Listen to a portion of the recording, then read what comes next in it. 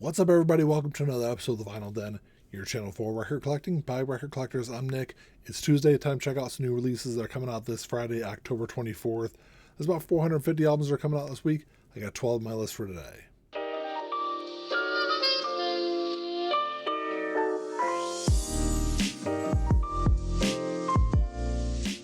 There's a bunch of links down below. You got links for the Vinyl Den Facebook group, for the merch page, for the Spotify and Apple Music playlist that I put together every week, and the Patreon page. So make sure you check all that out. Like always, if you enjoyed the episode, make sure you give me a thumbs up, hit that subscribe button down below, and make sure you hit that notification bell so you're notified every time I release new episodes. Like I said in the intro, there's about 450 albums that are coming out this week. I'm only going to talk about 12 of them on the show today. So if there's something you're looking forward to that I'll have on here, make sure you drop me a comment down below. Let me know what you're looking forward to grabbing. And like always, if you're unable to find these in your local brick and mortar stores, they should be available online. I'll put links down below in the comment section for them. You can also always go over to the Vinyl Den store on Amazon. All the pre-orders are on there. There's new releases, deals on records, all sorts of cool stuff to check out. There's a couple of big box sets that look pretty interesting that are coming out this week. The first one is Nebraska by Bruce Springsteen. Came out back in 1982. It was a 6 studio album. So this is a 4 LP, 1 Blu-ray box set. It's going to run you about $124. Musically, Nebraska was a big departure from his earlier albums. When he recorded this album, initially it was intended to only be a set of demos for the entire E Street Band. But these recordings with just Bruce and acoustic guitar had a rawness that he never had with the full E Street Band. It ended up being one of his most powerful albums. So it looks like you're getting a lot of content in this expanded edition that's coming out this week. So you got a newly remastered version of the album. You also got outtakes, there's B-sides. I think the really cool thing about this version that's coming out this week, it also includes the electric version of Nebraska with the full E Street Band with it. There's also live material. You know, I'm generally not a big fan of these one album box sets, but for $125, I think you are getting a lot of content in there. It's another one of those releases where if I can grab this on sale somewhere, I probably will get a copy of it eventually. So you got that coming out this week. Then you've also got Neil Young official release series discs 26, 27, 28, and 29 coming out. It's going to run you about $150. So over the last couple of years, Neil Young has been releasing these career-spanning box sets. This is the 6th one in the series he's been doing. So this volume covers the years 1982 to 1995 and has some hugely successful albums in it. So the albums that are included in this box set are Harvest Moon from 92, you've got Unplugged from 93, Sleeping with Angels from 1994, and the album that he did with Pearl Jam, which is Mirror Ball, released in 1995. Each album is on 2 LPs. It comes housed in this big, nice deluxe slipcase.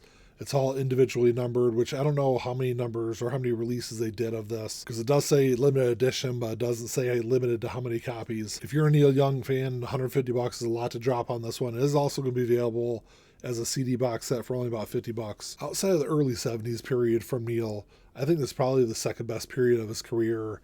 You know, this is another one of those releases where if I can grab it on sale somewhere eventually, I probably will grab a copy of it. A new album that's coming out this week that I really haven't heard a whole lot about is this new album from Mammoth The End. It's their 3rd studio album. It's going to run you about $24. So this is the new album from Wolfgang Van Halen, and it's actually the first Mammoth album not to be titled Mammoth WVH. Not really sure why he decided to drop the WVH off of this release. And if you're not familiar with why he chose Mammoth, it was actually the very first name for the band Van Halen before they decided to go with Van Halen. And once again, Wolfgang performs all the instruments and vocals on the album. The first 2 Mammoth albums were all widely praised. I expect this one to be just about the same. He's released 3 singles off the new album. I've not listened to any of them yet. I'm waiting till the full album gets released to check the full album out. He can never compare to his father as a guitar player, but Wolfgang is a very accomplished guitar player in his own right. It's definitely an album I'm looking forward to checking out this week. And you've also got a reissue of With a Little Help from My Friends by Joe Cocker coming out this week.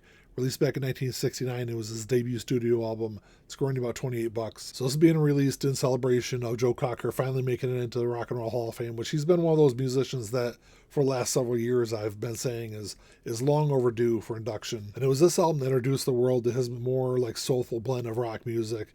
And I think this is probably his best known album because, of course, the title track With a Little Help from My Friends, his cover version of that is probably his best known song. It ended up being the theme song for the TV show The Wonder Years in the late 80s and early 90s. There's some other great covers on this album also. His version of Just Like Woman by Bob Dylan is also great. This is one of those albums where, you know, I grew up listening to this. So I've listened to this one for literally since I was like 5 or 6 years old. It's one I don't have on vinyl. I probably should grab a copy of it this week. Like I said, you know, I'm just glad to see Joe Cocker finally get some recognition and make it into the Rock and Roll Hall of Fame.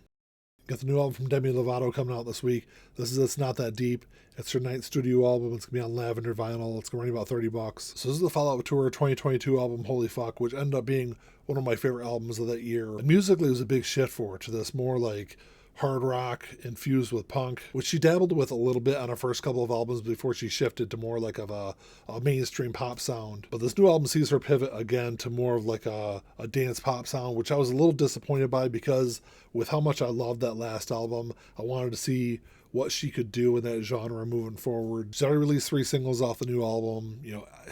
Musically, it's not my style, but I'll listen to the whole album once it comes out. Like I said, I wish she would have stayed in that same style as she used on Holy Fuck, but I get it. Musicians want to do different things. She want to do more of a dance pop album with this one. Like I said, I'll listen to when it comes out. Then you also get the new album from Brandi Carlile coming out this week. This is Returning Myself.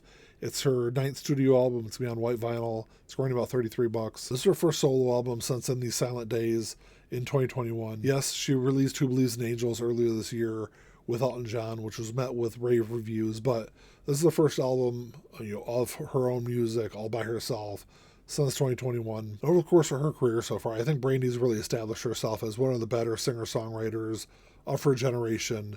I'm sure this album is going to sell well. I'm sure it's going to chart well on the Billboard 200. The new album is co-produced by Brandi, Andrew Watt, and Aaron Dessner. I'm sure it's going to be a fantastic album. It's another one I'm looking forward to checking out this week. There's some great jazz releases coming out this week also. The first one is Hank Mobley, Jazz Message No. 2. Came out back in 1957. This part of the Craft Recordings, the original Jazz Classic series. These are always mastered by Kevin Gray from the original analog tapes. They're pressed RTI. This is going to run you about $42. This is one of those albums that became one of those foundational jazz recordings of the late part of the 50s. It was recorded over 2 different recording sessions in 1956, one in June and one in November, with 2 soon-to-be star-studded lineups. The session that's on side A features very young and talented 18-year-old Lee Morgan. He's also joined by Hank Jones, Doug Watkins, Art Taylor on drums. And then on side B, you've got Donald Byrd, Barry Harris, Doug Watkins again, which, Doug Watkins would pass away, unfortunately, just a couple years later in 1962 in a car accident. And he's also got Kenny Clark on drums. Comes in a nice deluxe tip-on jacket. These aren't cheap releases, but they're beautiful jazz pressings. It's definitely the one I'm looking forward to grabbing this week. Then you've also got Gerry Mulligan meets Johnny Hodges. So this came out back in 1959. This is part of the Verve Acoustic Sound series. These are all mastered from the original analog tapes. They're pressed to QRP. The whole process is overseen by Chad Kassam from Acoustic Sounds. It's going to run you around $39. This is the first of 3 releases from the Verve Acoustic Sound series this week. Gerry recorded a few of these collaborative recordings over his career. This November 1959 recording session with Johnny Hodges, I think it's kind of widely seen as one of his best. The chemistry they have on this album and the way that they musically complement each other, it's almost like a master class in jazz perfection. Of the 3 Acoustic Sound series releases that are coming out this week, it's the one I'm most familiar with. I'm definitely looking forward to grabbing a copy of this when it comes out this week. The second release that's come out this week from the Verve Acoustic Sound series is Ben Webster, King of the Tenors. Came out back in 1954. Except came out originally as The Consummate Artistry of Ben Webster, and then ended up being reissued. I think it was 1957 when it got reissued as King of the Tenors. So it's all mastered from the original analog tapes. It's pressed at QRP. It's going to run you about $39. So I'm familiar with his work with other artists like Johnny Hodges, Billie Holiday, but I'm not familiar with any of Ben Webster's stuff as a band leader. But it seems like this is kind of widely regarded as the standout album in his career. He's got a great lineup on this album, though. He's joined by Benny Carter, Harry Sweets Edison, Oscar Peterson, Herb Ellis, Ray Brown, Elvin Stoller.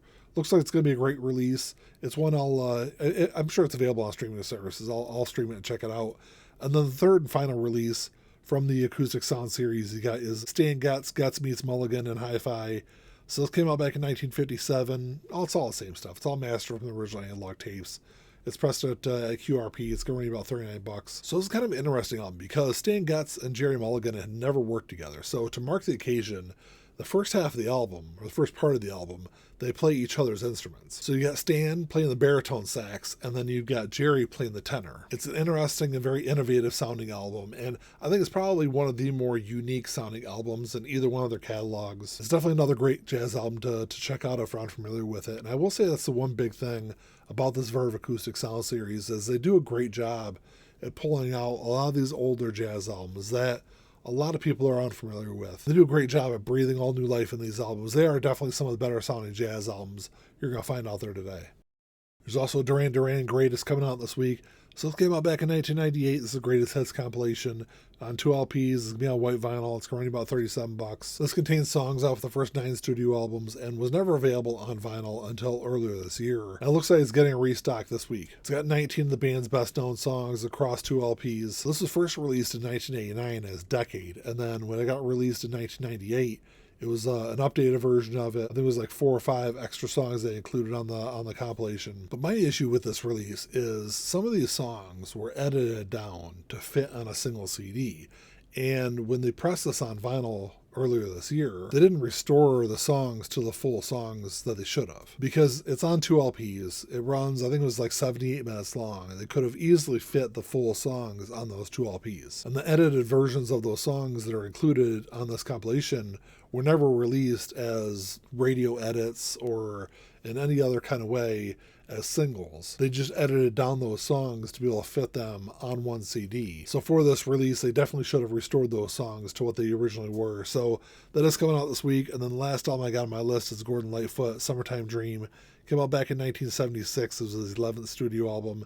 It's on Champagne vinyl. It's going to be about $39. So this is a Friday Music release. They released the same album back in 2022. And I think this is a reissue of that 2022 release, just on a different color. This is probably Gordon's best known album because of the success of the single, The Wreck of the Edmund Fitzgerald, which I think it hit number 2 on the singles charts here in the US, which helped the album hit number 12 on the Billboard 200. I think this is the only Gordon Lightfoot album I've ever owned. Of course, growing up in Michigan, The Wreck of the Edmund Fitzgerald is a classic song. I'm not sure how popular the song is outside of the state of Michigan still, but this is a classic album. You know, I'm not sure if I really need to buy a new copy of it. I've got an older pressing of it still, which still sounds great. You know, I don't think I need to drop almost $40 on a new copy. Well, that's all I got for you today, guys. Thanks for checking the show out. Make sure you drop me a comment down below. Let me know what you're looking forward to grabbing this week. You know, like I said, if I can grab that Nebraska box set somewhere on sale, I probably will grab a copy of that one. Maybe that Mammoth album also. I probably will grab a couple of those jazz albums, though. Got some question marks next to some other ones, but let me know what you guys are looking forward to. Like always, if you enjoyed the episode, make sure you give me a thumbs up. Hit that subscribe button down below. That's all I got. Until next time, keep on spinning. Peace.